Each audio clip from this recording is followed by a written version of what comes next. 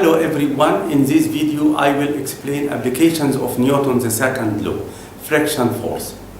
Please enjoy the next video. We have four types of friction force: static friction, limiting friction or maximum static friction force, and kinetic friction force, finally rolling friction. The first one, called static friction force. It is opposite to the driving force. In that slope, the driving force is a component of force down to the slope. It's W sine theta. So the component of force here depends on the angle of inclination. When we increase the angle of inclination, it means the component of force in direction of slope increases. So the static force increases. Static force increases. Now we increase the angle. So this is about 20 degrees. So at 20 degrees, it slides down. When it slides down, this is called kinetic friction. Before the object slides down, before the moment the object slides down, before that moment, this is called limiting friction or maximum static friction force. When that object slides down, the friction force called the kinetic friction. The kinetic friction force is less than the maximum static friction force. The force type is rolling. When that rolling down, it's called rolling force. That rolling force between that object goes down and the slope. So the friction here is called rolling friction. Its value is less than the kinetic friction force. So we can rearrange the three types of friction. The limiting friction is more than kinetic friction, and the kinetic friction is more than the rolling friction force. Let's say you want to move the stationary sofa in your living room and the sofa is really heavy. What happens when you give it an initial push? Yes, you're right. Nothing happens. The sofa doesn't move even though you're applying a lot of force. Why do you think the sofa doesn't move? Well, the answer is static friction. The force that you apply is balanced by a frictional force by the floor. And this force is applied in the direction opposite to your push. This force is nothing but static friction. The concept of static friction is really amazing. Why do I say that? The reason why I say that is because it is a self-adjusting force. As you increase your force of push, the force of static friction increases too, and the forces are still balanced. Now I know what you must be thinking. After a few seconds, the sofa begins to move, right? What happens to the static force then? Let's discuss this with the help of a simple graph. We assume that the force you apply is the horizontal force represented by the x-axis, and the frictional force applied by the floor is represented by the y-axis. Now, as you increase the horizontal force applied, the frictional force is also increasing accordingly to keep the sofa at rest. This continues till a point where the sofa just starts moving. And that's where the static friction ends and the sliding friction begins. The sliding friction is more or less constant if you notice. This part of the graph is static friction. It's when the sofa is not moving in spite of the force you're applying. And this part of the graph is sliding or kinetic friction when the sofa begins to move. The point around which the sofa just begins the movement is called the breakaway point. Is there anything else you noticed in the graph? Why is this line at a lower level than the maximum static frictional force? The reason is simple. If you have ever pushed a sofa or some heavy object on the floor, you would have realized that pushing it is a little easier when it's in motion. Yes, it's because the sliding friction is lesser than the static friction that's offered by the floor. That was the concept of static friction for you. Welcome back. Now I will explain the difference between rough plane and smooth plane. This is a rough plane and this is a smooth plane. What is the difference? In rough plane, we have friction force. So this is the driving force or the external force. Here also, this is the external force or driving force. In case of rough plane, we have friction force. So this is the friction force. It is opposite to the motion. So this is the friction force. In smooth plane, there is no friction force. In both ways, rough and smooth, we have normal contact force. So this one is normal contact force.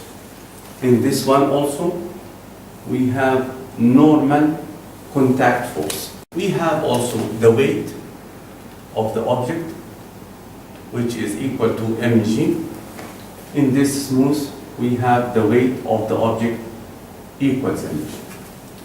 So this force is called the friction force. In the smooth plane, there is no friction force. Now we talk about the types of friction force. In case of rough horizontal plane, if the object is at rest, we have here the driving force or the external force. When that force increases, the friction force increases. At the moment when it is limiting friction or maximum static friction force, we write this as Fs. So Fs maximum equals mu Sn. What is mu S? It is the coefficient of static friction. N is the normal contact force, which is equals mg. This is at rest. When that object moves with acceleration, so at movement, if that object moves in this direction with acceleration, constant acceleration a, we apply Newton's second law. Sum of F equals ma. So in this case, we write F, the external force, minus Fs, which is mu Sn, equals ma. This is in case of rough horizontal plane. In that case, rough inclined plane. So this is a plane inclined at angle theta to the horizontal. The object has mass, and this is the weight. The weight acted downwards equals mg. And we have the normal contact force. So we resolve the weight into two components. So when we draw this from trigonometry, this angle is complement of this. And this angle also, when we draw this, it will be right angle. So this angle, angle 1, complement of angle 2, the sum is 90. And angle 1, complement of angle 3, because this is also right angle triangle. So angle 3 equals angle 2. So now this angle is theta. So from trigonometry, this angle equals exactly the angle of inclination. So this angle is theta. Resolve the weight into two components. So this component perpendicular, it's a W cosine theta. And this component, okay, parallel to the greatest slope, it's W sine theta. This also act downward. If we need to prevent that force to sliding down, we apply another force here. This is the external force. This is the minimum force prevent the object sliding down. So that try to sliding down. It is at rest, but it needs to sliding down. So the frictional force, it will be upward. So the frictional force here, it will be mu n, which is mu s, static friction force. What are the equations in that one? This is sliding down, so the friction force, the limiting friction is upwards. Equations of motion is that n equals W cosine theta.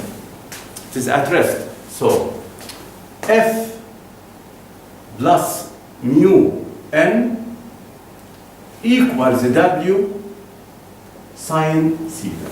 If this force is maximum and prevent the object to sliding up, the frictional force it will be down. So in the second case, if sliding up, so this is the force providing the object to sliding up. The frictional force, the limiting friction, it is opposite to the F. So it's a mu n, mu Sn. Now the equation of motion will be changed. So this is at rest.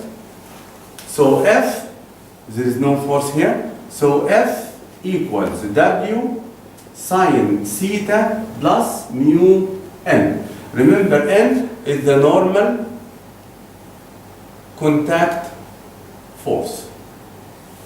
This is at rest. Now at movement, we have two cases. If it moves upward with acceleration, so moving upward with acceleration. So in movement, we have kinetic friction force. So this is the kinetic friction force, mu n, but because it's kinetic, we write mu k.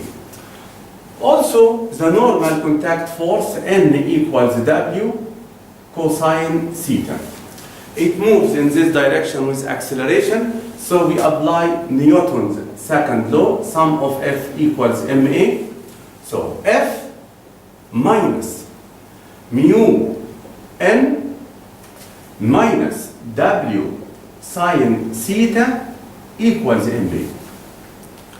If the object sliding down, this is the direction of motion. Now the kinetic friction force is mu n in opposite to the motion. Also the Newton's second law, sum of F equals ma.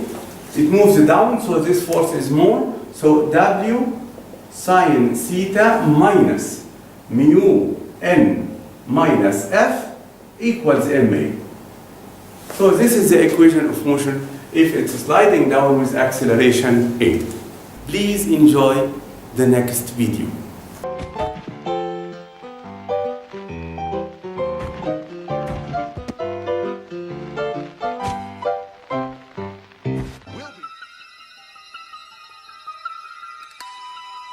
Consider, if you will, a world without friction. A world where objects glide smoothly against each other, without resistance. A world where simple actions, like dancing, would be impossible.